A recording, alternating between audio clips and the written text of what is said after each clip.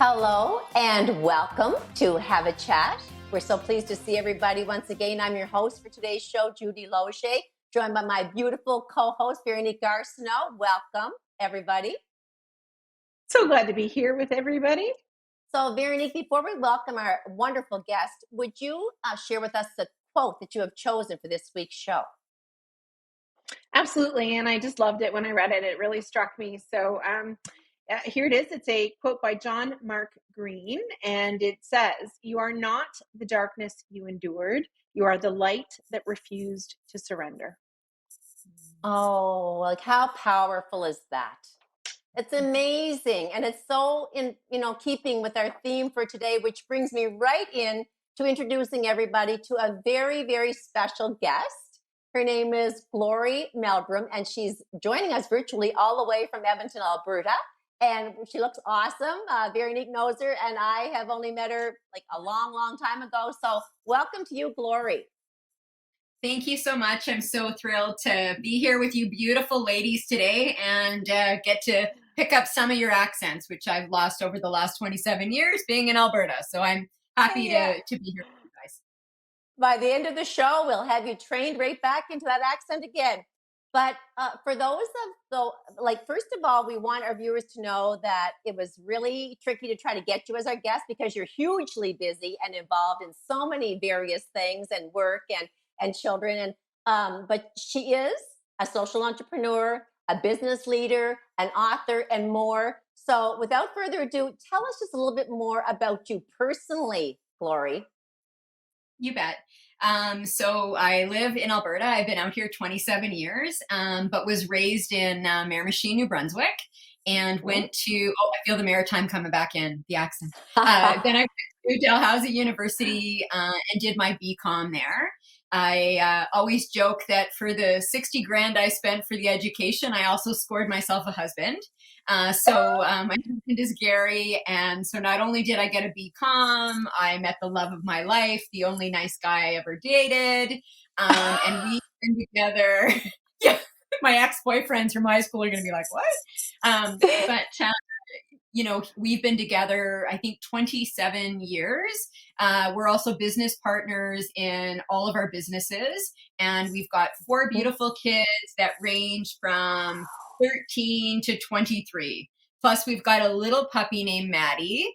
And so it's a circus. I'm sure that if Netflix or anybody else found out how crazy our lives are, they would love to do a series, and it would be quite comical because it's always busy. So that's a little bit about me, and I'm an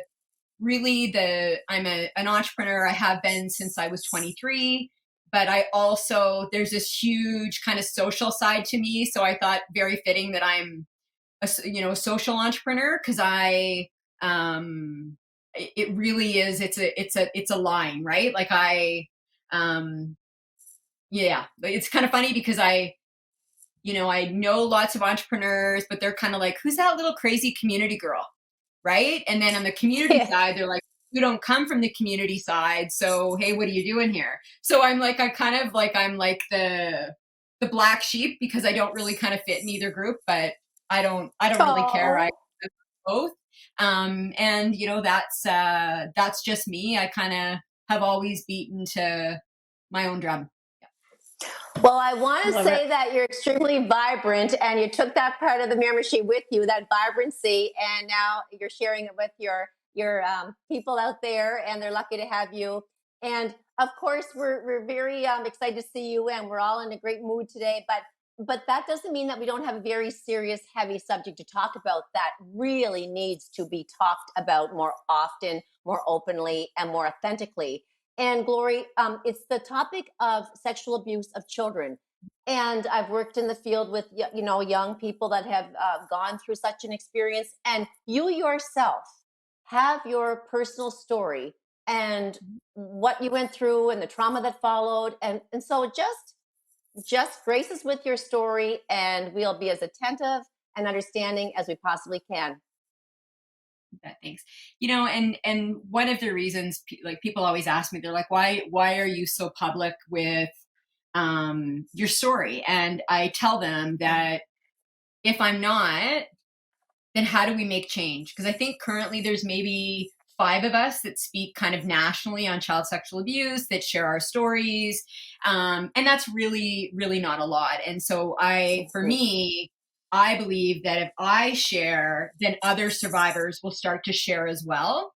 Because as survivors, if we're not sharing, then how are the kids brave enough to share? Right. And so exactly. I do it to inspire other survivors to tell their stories, and to, also to get rid of the stigma, but also to show our kids that courage is being vulnerable and honest about what you've gone through and what the impacts have been. Right. And so, as I mentioned, I lived in Miramichi since, I think it was kindergarten, in around there is when we moved. My mom and my parents split when I was 2. And so we didn't have a lot of money. And so my mom remarried. But before she did, we actually moved in with my grandparents because we didn't have a lot of money. And nobody knew at that time, but my step-grandfather, because I should clarify, my grandfather actually died before I was even born. He died when my mom was 13. And so it was my step-grandfather that was the guy that, that raped me for 2 years. I lived at his house with my grandmother from 8 to 10. My cousin lived there. My sister lived there. We had boarders in the basement. And I bet you it was a 1,100 square foot house, right? And so he was never a very warm individual. And like, he was a crosswalk guard at school because obviously sex offenders always work close to their prey. So he was the crosswalk guard, and every time I missed the bus, he'd drive me home, he'd take me somewhere.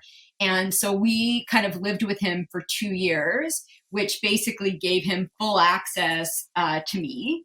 And, so I literally, the bathroom was right next to the kitchen. And so I couldn't even bath or go to the bathroom because he broke the lock on the door.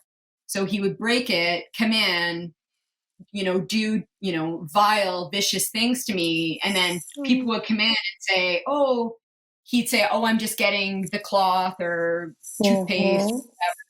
So there was really, there was nowhere to hide. Like, I tried every hiding place in the entire house. And there wasn't anywhere to go. And so my mom was working a bunch of jobs. She had no idea. I do believe my grandmother did know, because there was more than me that was being abused in the house. And so that's kind of a little bit of the story. So it's interesting. You can look at a picture of me before, and I look like this really energetic, happy, full of life kid. And then you can look at another picture after I was abused, and I look completely different, right? Different. And so I didn't tell my mom until we moved out of the house and then moved in with my stepfather. My mom told me one night that she was raped as a little girl. And I said, that happened to me too. So my mother grabbed a butcher knife and kind of lost her marbles and was obviously really, really upset. And and then we went to social services, police, mental health. Nobody believed me. Not one person. So, which is crazy. So nobody believed me. And they actually called my mom back and said, your daughter's a liar. And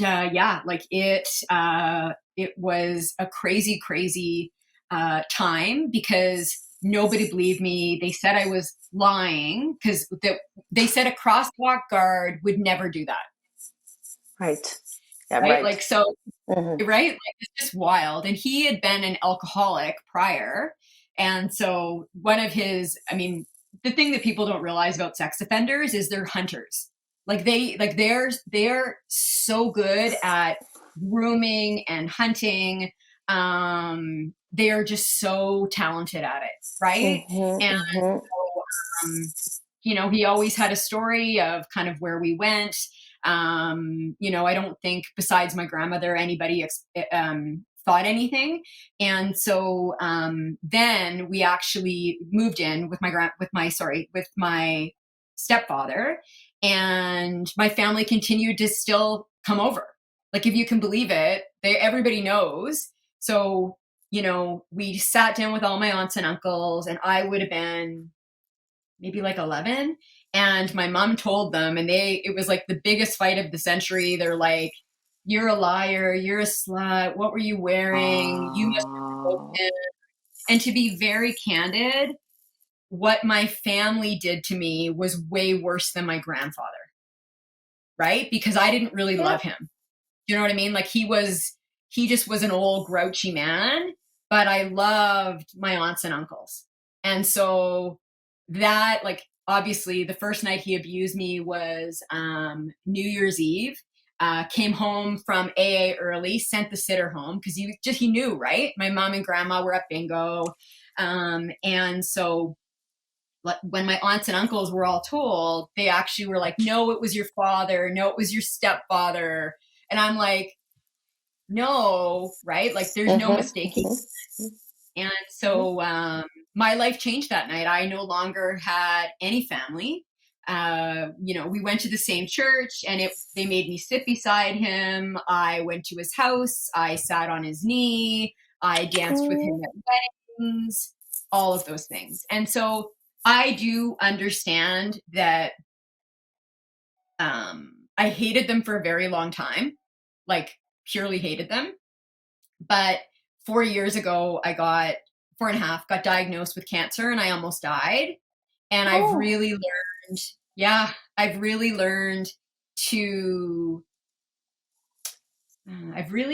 the lessons and the gifts that I've been given from the abuse. I mean, I built the only treatment center in the world that is world class. It's the Betty Ford of child sexual abuse. And, I've forgiven my relatives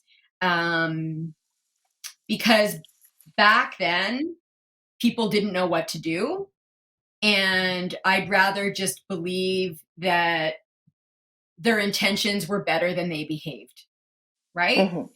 And so I've probably in the last year contacted all of them and just said to them, I'm moving on some of them I haven't talked to since I was, 16, 18 years old. But I've forgiven them and my grandfather and all of my family and move forward. Because when you hate people, the only person it damages is you. And it was wreaking havoc on my mental health. And so in order to be free, I let them all go.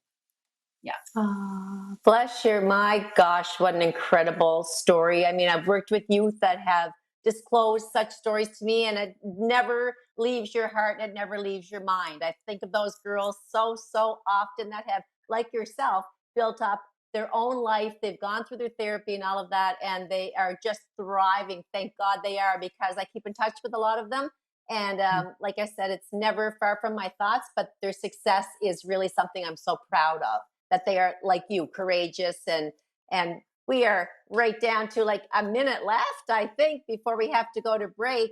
And Glori, so we won't get into a question that Veronique has for you right away, but at this very moment, just before we go to our commercial break, in a nutshell, you are feeling in a much safer, happier place as we speak right now? Yeah, I think that we move through processes as survivors, and I'm still on that journey, right? So am I much better than I was when I was 12 and, almost slipped both my wrists? Yes, I'm better than that. But there's still lots of things that I'm working on and working through. And I think it's a lifelong journey, to be honest. I don't think it's something, that type of betrayal and violation, ever really fully goes away. No, and you're absolutely right. And we're going to get more to our viewers about all of this and have more discussion just after the break. So don't go away, anybody. We'll be back with Glori Meldrum very soon.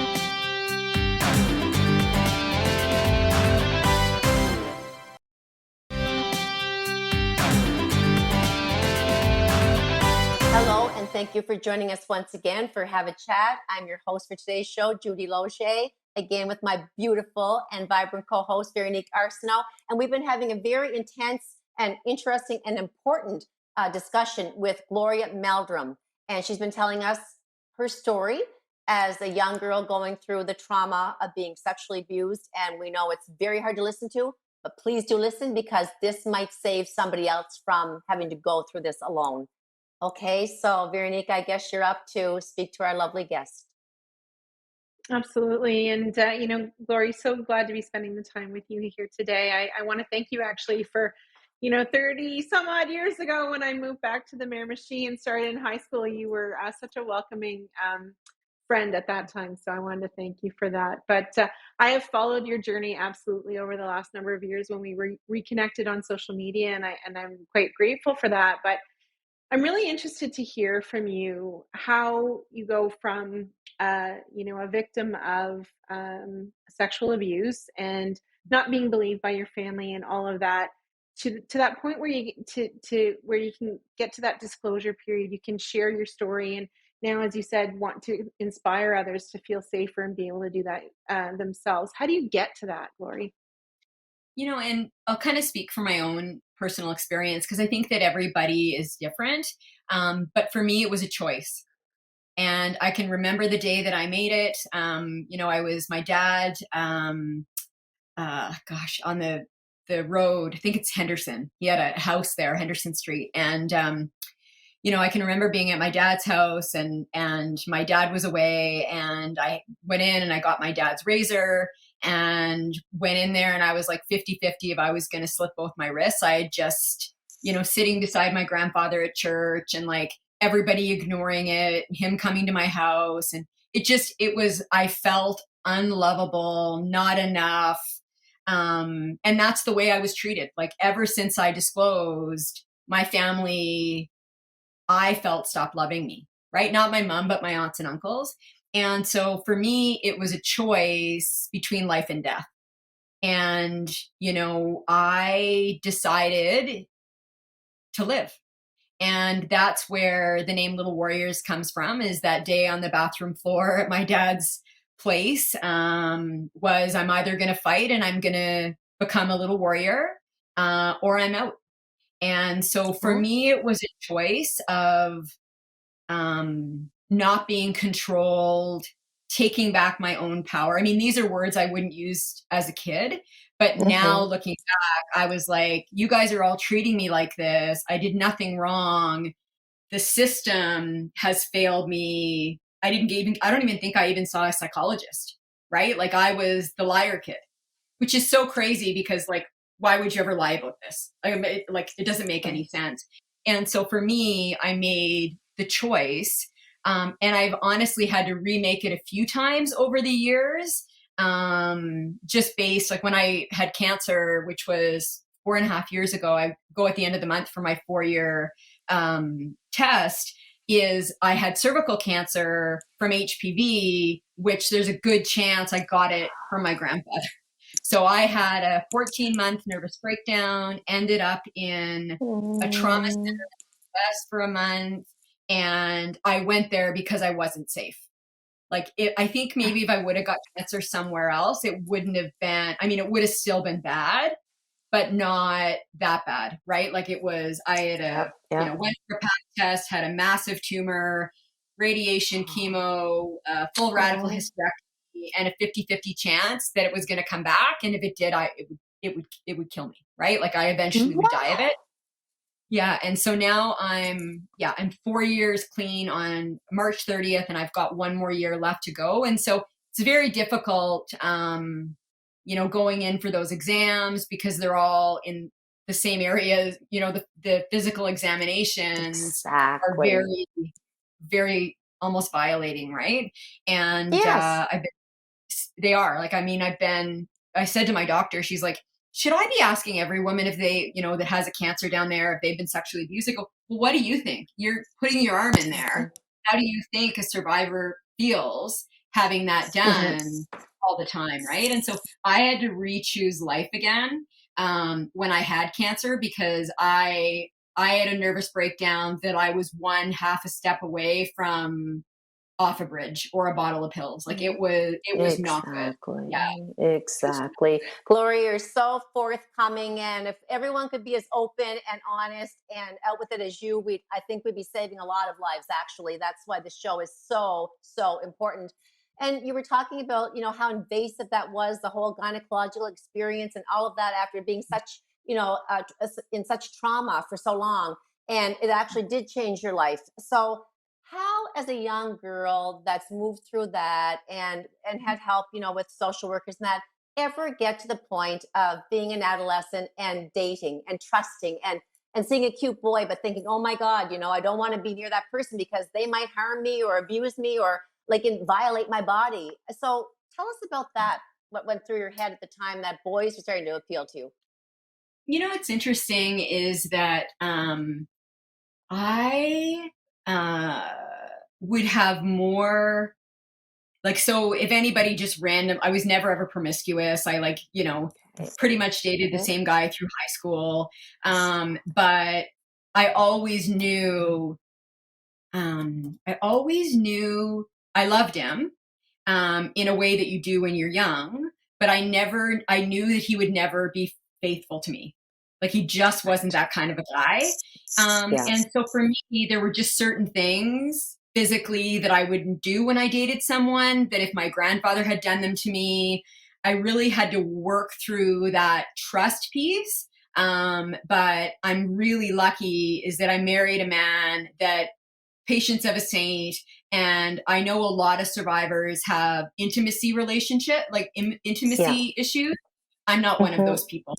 I'm really happy that, that I have a really healthy physical relationship with my husband. But I think it took a special guy like that to be able to have that, right?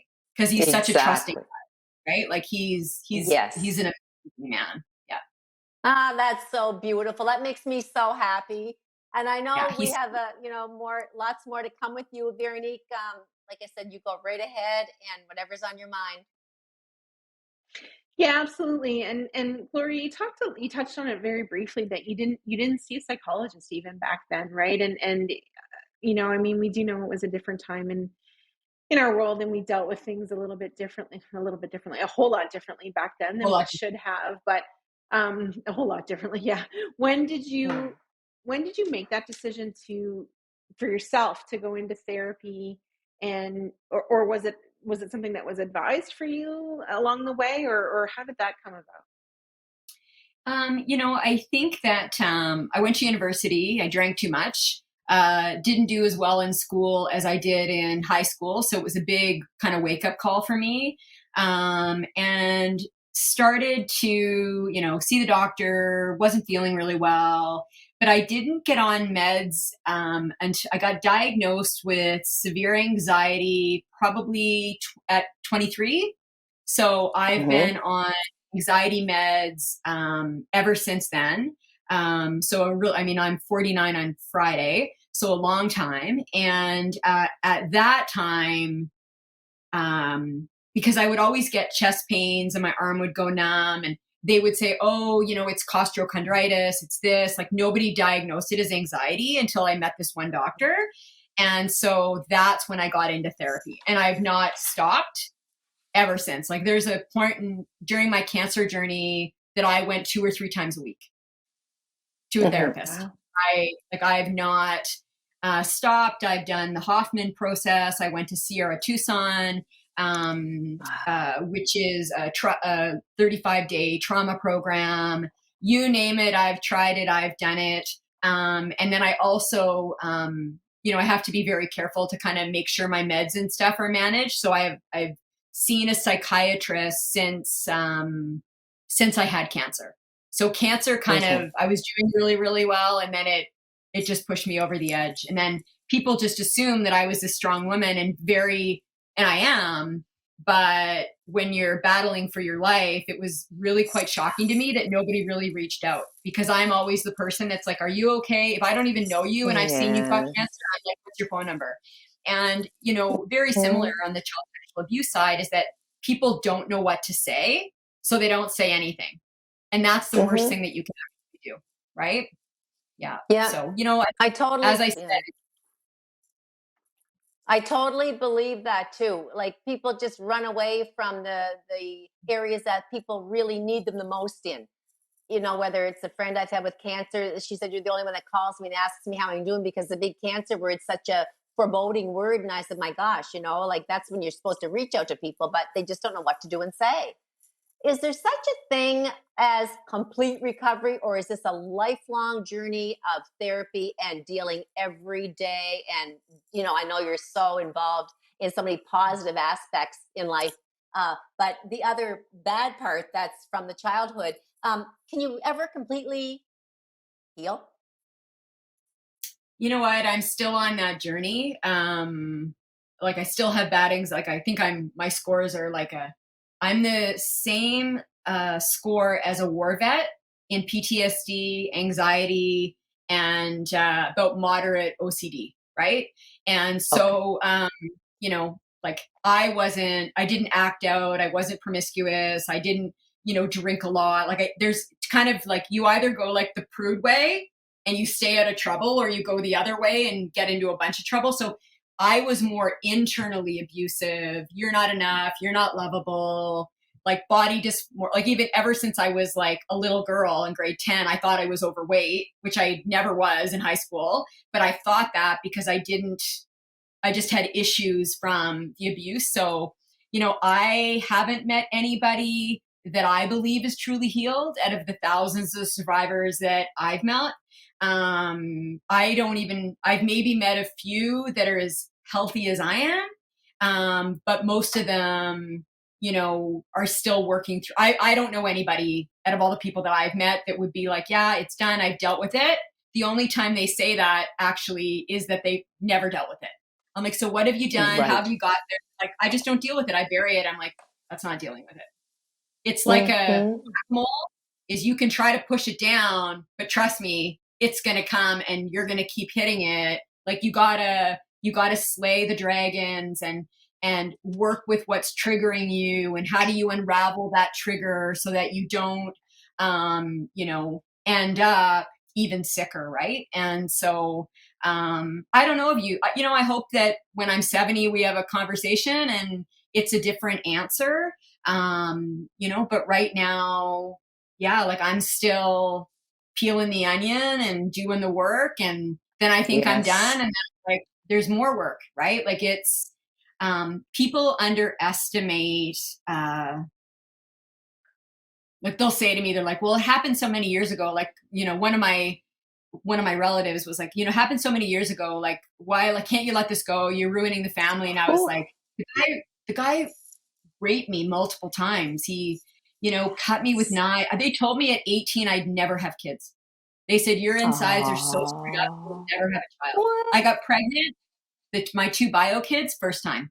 And so I'm so lucky because people think that sexual abuse is like, oh, somebody touched your butt on the way up the stairs or, felt under your shirt. Like that is very small percentages. What we see at the Little Warriors Be Brave Ranch that I built, which is the first treatment center in the world for kids that have been sexually abused, is it's human trafficking, child pornography, cults, obviously people that are like me, that it was a family member, all of these pieces it's the demand to help these people, to help these kids is so immense. It's not even funny. So like, that's the stressful part of my life is sometimes I have a 3-4 year wait list for people to get in and there's nowhere else they're going. Right.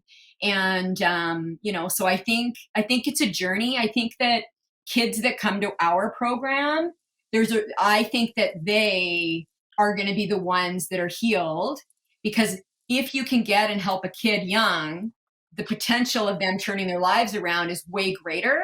So for me, I never got that help. Right.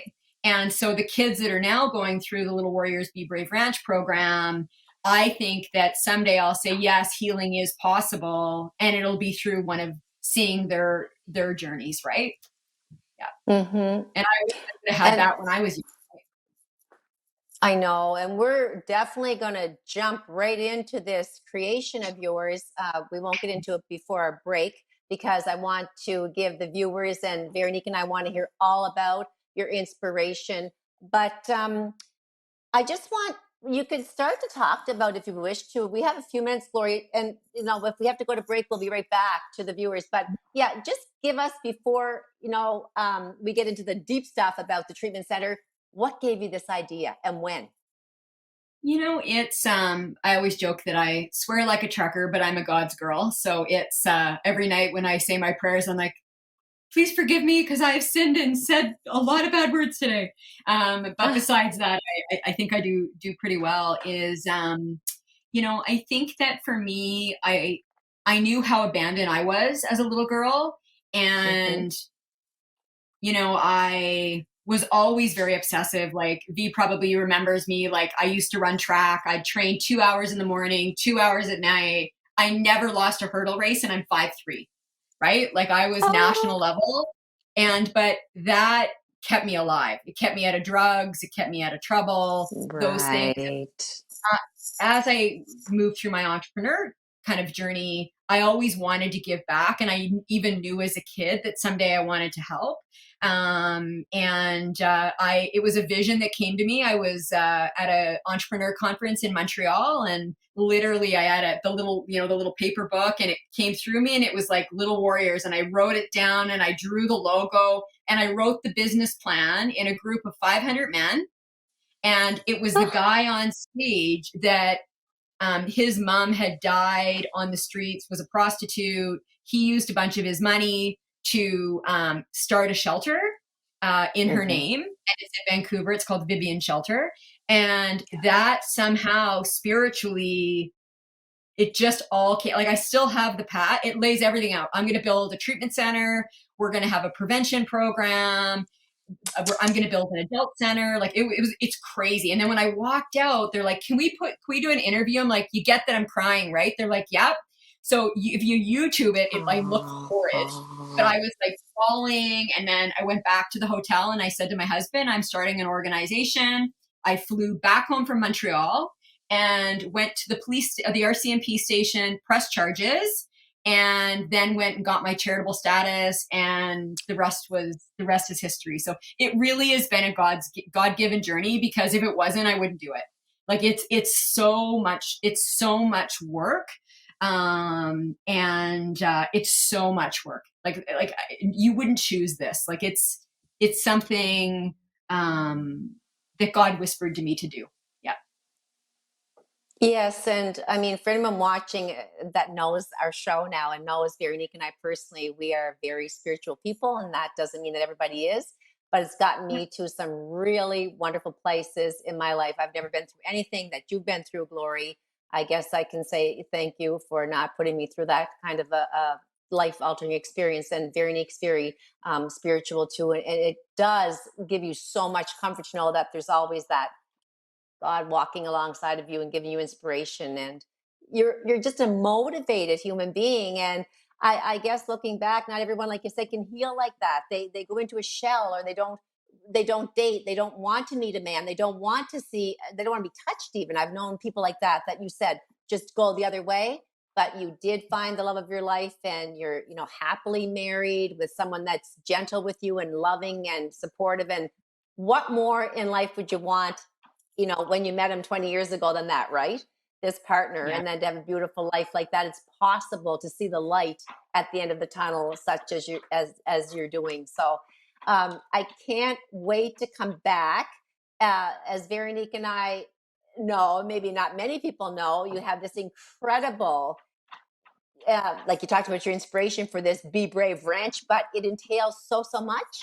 And I've watched your video, and it's so impressive that I wish everybody that I know, and I don't know a lot of people that are going through this at the moment, but that need help and need therapy, would have the opportunity to go to such a state-of-the-art facility. And I couldn't be more proud of you. And so the viewers are going to be able to hear all about that, the staff you have on, and Veronique and I are going to have a lot more conversation with you, Glori, when we come back right after the commercial. We don't want our viewers to miss out on this show. It's crucial that you learn about sexual abuse and the trauma that follows. And we're hearing it from a woman that has gone through hell as such, and has now, is in a beautiful place in her life with so much going on. So it's inspiring and it's heartwarming at the same time, as well as very deep stuff we're talking about. So stay tuned, and we'll be right back with more Have a Chat.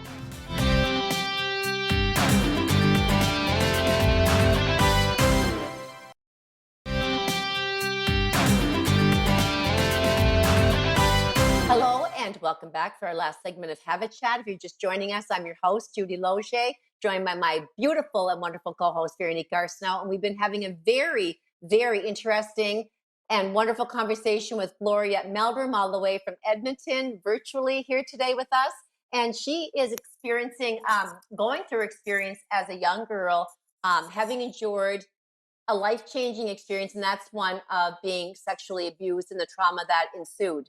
So it's been heavy, but there's been some bright moments in her story, and there's much more brightness to come in this last half.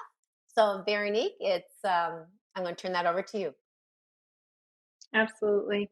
So Glori, you touched on it a couple times about the Little Warriors Be Brave Ranch, and it's such a unique facility, obviously one of its kind. But talk to us about that facility. Talk to us about the incredible staff that you have there, the services that you offer, and what that journey is like for children that come to you. You bet. So the organization is called Little Warriors, and underneath that we have a program called Prevent It. So people can actually take our program online, I think we've got 150 trainers across Canada, and it teaches you how to prevent child sexual abuse. For every person trained, it protects 10 kids. So we've got the Prevent It program, and then we've got the Be Brave Ranch, which is a 60,000 square foot facility on 130 acres. I was out there this morning, and people get there and they're like, I thought it was going to be a house. I'm like, how well do you know me? I'm not building a house. So, I mean, the main building is 20,000 square feet. There's 6 houses. There's a basketball court, hockey rink, tree house, playhouse, fire, you name it. It's beautiful. And so that's been open for 8 years. We partner with the University of Alberta, so they measure all of our raw data and our outcomes. And so we basically take kids, 50% would be from the West Coast, 50% from the East. And it's at no cost to the kids or the families. We fundraise enough money to put kids through. And so we basically treat kids from 8 to 12 and 13 to 16. So there's 2 groups. And the teenagers, obviously, the girls and boys are never on site at the same time. And so the kids come back over a year, so back and forth for treatment. We use 9 different modalities of therapy, CBT, which is talk therapy, EMDR, equine therapy, play therapy, art therapy, yoga therapy, mindfulness, like all these different modalities. And we measure before the kids come in, through the process. And I think we go up until 4 years when they're done. And to give you an idea, for every kid that comes through our program, for every dollar invested with us, saves $111 per kid per year for 5 years. It's wild. Wow. And so it's right. And our program reduces PTSD depending on the child from 25 to 50%. And post-traumatic stress disorder is where all of the it's like the roots in the ground that grow anxiety and cutting and suicide and all of those things. And so, I think we're in 6 medical journals around the world. So all of our research and everything is peer reviewed. I was never, just based on my business background, going to be like, hey, we're all going to sit around a fire pit. This was going to be a world-class facility. And it is. So we have 50, 60 staff, the best psychologists, psychiatrists, childcare workers in the world. Our clinical director is, world renowned. I think she's headed to Baton Rouge right away to do some speaking. So that's kind of the program pieces we have now. We've also got the Be Brave Bridge. So during COVID, when we couldn't take kids from the East, we put we modularized everything online, and then we had therapists in the background. So we were working with the families and the kids and all of those things.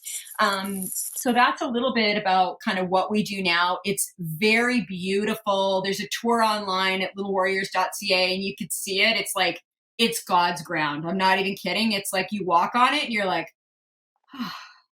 and so just a beautiful place. And the next thing that a couple other things that we're doing is we are building an adult center, and I raised $2 million in like 10 days, and it's going to be called Our Lighthouse. It will be the only adult treatment center in the world, and we're building it on the back 100 acres of our property. So we're just haven't launched our capital campaign, but I'll be one of the first people to go through. So I'm really excited. The other thing that we're doing is in Edmonton, we're opening an outpatient trauma clinic that will be a clinic for people that have gone through our program so that we can support them in years to come as they need it. So that's kind of the other thing that we're working on right now. But yeah, the facility to be peer reviewed means that basically everybody around the world looks at your literature and says, yeah, I don't believe that. And then it goes back and you got to change it. And so it's a big deal. Like, I think it's 6 we're in, and I think there's another 4 that are coming out. So it is a world-class facility, and there isn't another option. Like when people say, I don't know if I should do it for my kid, I'm like, do you want to save your kid's life? Because here's all the research. If your kid comes, they're gonna have a different life than I did, right? And you know what? Yeah. We've had kids come from the Rock in Newfoundland. Like whatever it takes, we'll raise the money to pay for their flights. Like we don't turn kids away unless they don't qualify based on their offending other kids and things like that.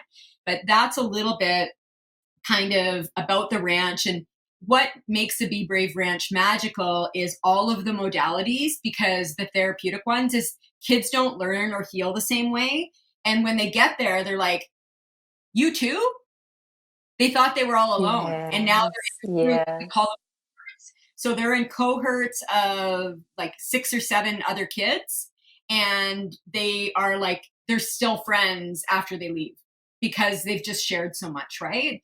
But yeah, we treat, so anything in the news that's human traffic, child pornography, cults, sexual abuse as a whole, though, like they're only coming to one place if they're getting intensive treatment, and that's with us. So we've got a full security team, all of that stuff, because and we've got like a secret location and all of those things. Just we have to be extra careful protecting the kids from their offenders, because a lot of them are going through the court process while they're doing their treatment with us. Bravo. I'm so proud to see this happening. And I have done the virtual tour, and it's amazing. Like congratulations on all of it. It's outstanding. Mm-hmm. And think of the lives you're saving. It just makes me want to cry, actually. You've got to tell us about your book. You are an author now, and I have my book on order. It's entitled Little Warriors. So tell us all about the book, because people will want to get their hands on that. And when that started for you, this idea of writing. Yeah. And so I swear I don't pick anything. I swear God's just like, okay, you're doing this.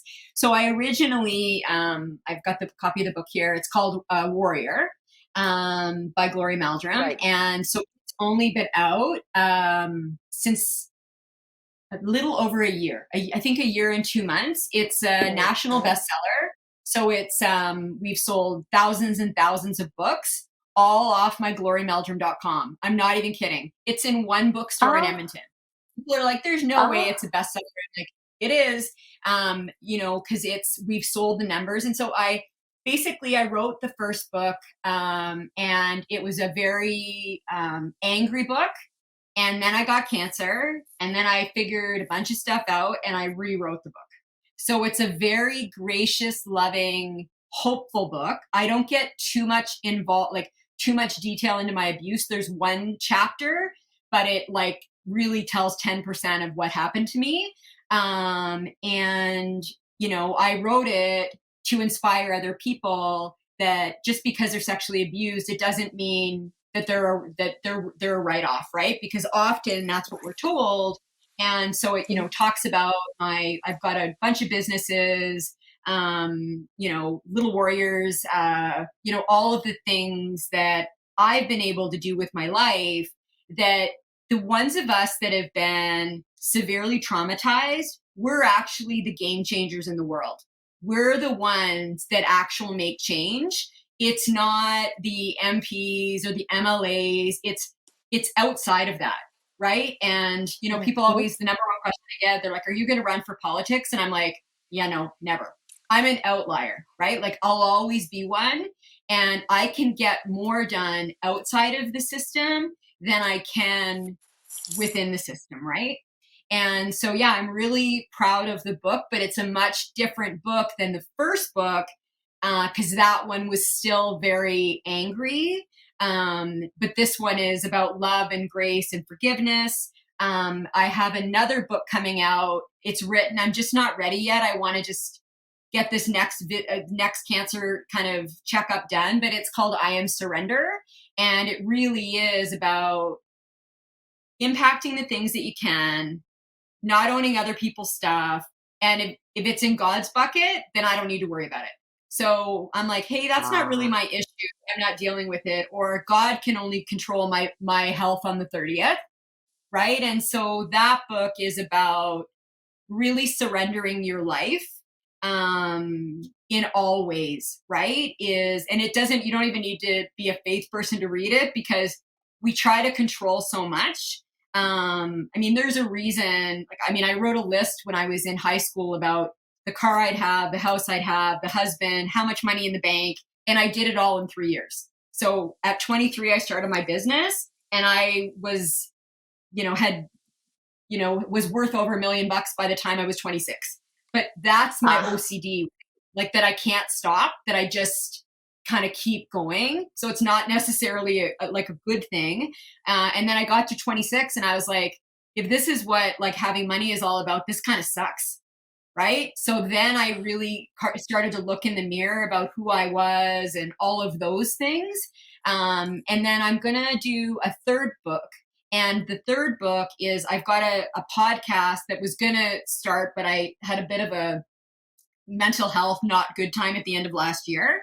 But it's called Warriors, and I'll be interviewing people that are changing the world in different areas from around the world. So this is actually my podcast studio. You know, you a nice couch and all of that stuff. And so kind of that's the next piece for me is, I want people that are beautifully broken to actually know that they're the ones to change the world, because you only know empathy, passion, if you've been through something really difficult, right? You know, whether it's cancer or losing a spouse, or it's lots of things. You know, I want people to know that it doesn't matter what happened to them, that if they want to be an entrepreneur, they want to adopt kids, they want to be madly in love and married, that they can have all of those things, right? So that's, and I think from, like, I speak a lot across North America, but I think that now that COVID's done, I'm going to tell my story, but I'm going to shift to forgiveness and grace. And because it used to be, this is my story, this is what I built.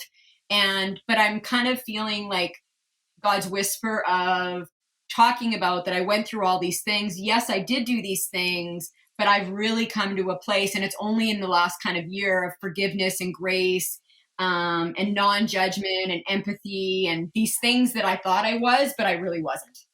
Right. So COVID for me has provided many gifts of, you know, having to sit in your own skin and not be able to do other things. Right.